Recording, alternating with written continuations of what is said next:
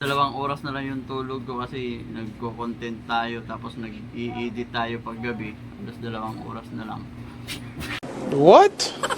Tapos pagka umaga, maga pa akong gumigising para ipaganda sila ng almusal, di ba? Nagatawa kami. Tapos ako pa naghahatid sa kanya sa school. Hatid sundo ko siya sa school. Bola lang yan. Tapos si Kay ako rin yung naghahatid sa kanya. Di ba? What? Kay. Oh no! Mag-uo ka lang. Parang nyo na project ini ni kuya niya. Mag-uo ka lang.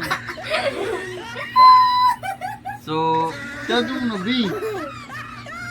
So, pagka gising ko ng umaga, nagluluto pa ako ng kanilang almusal. Yung paborito nilang hotdog tsaka tosino. Tosino? Tosino ba ang nilaluto ko, B? Mag-uo ka lang kay maano ka sa video. Tapos pinaplansya ko na yung uniform nila, ang dalawa maaga pa. Tapos ginigising ko na sila, tapos hinanda ko na yung ipagpapaligo nila, naginit muna ako ng tubig. So yun guys, mahirap talaga yung kalagahan nyo ngayon. Ayaw mag-istorya. Ayaw mag-istorya ka sa project yun ni kuya mo. Tapos si Kay, inahatid ko rin tsaka sundo ko. Hindi mo naman mag-istorya. Tapos si Derlin, ganun din. Maaga ko siyang ginigising, tapos pinapaliguan ko na yan. Tapos sinatid ko sa school. Tapos susundin ko na naman siya sa tanghali. Ano ka, kay para din sa project. So, yun. Halos ayaw din nilang magpahatid sundo sa lolo nila.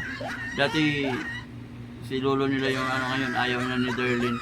Gusto niya ako na palagi, kaya yun, wala tayong magagawa. So, ganun din si Kay. Pinapakaluan mo ako. Tapos, so yun nga guys, sana maintindihan nyo kung bakit minsan hindi ganun kaganda yung mga video natin kasi halos 2 oras na lang yung tulog ko. Tayong gumigising para ipaganda yung nila, yung almusal, di ba?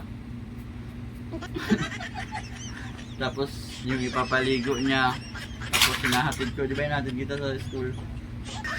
Hinahatid kita sa school. Tapos sinusundo.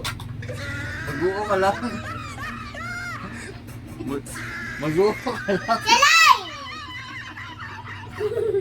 So yun guys, maraming salamat sa sana makahingi tayo ng suporta. Papalo naman ang page namin guys. So yun, sana naintindihan ko yung mga tatay na lumalaban para sa kanilang mga anak. Di ba?